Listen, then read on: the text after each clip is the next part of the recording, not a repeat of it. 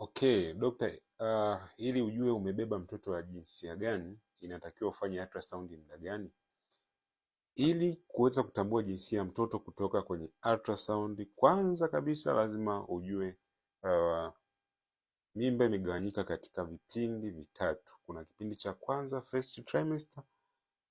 Hiki kipindi cha kwanza ndo kile kipindi ambacho viungo vinaanza kutengenezeka, yani ndo kile kitoto kinaanza kutokea, yani kufanyika mambo kutengenezeka vile viungo mbalimbali. Sasa baada ya hiki kipindi huwa ni muhimu sana, hasa ndio maana tunawaambia kwamba mtumie folic acid pale tu unapojihisi mjamzito, kipindi hiki cha miezi mitatu ya mwanzo, kwa sababu ni kipindi ambacho ni cha uumbwaji, viungo vinatengenezeka.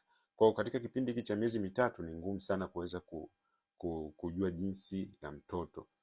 Unapoingia kipindi cha pili kuanzia miezi minne unaweza ukaanza kuona jinsi ya mtoto, lakini sio accurate sana.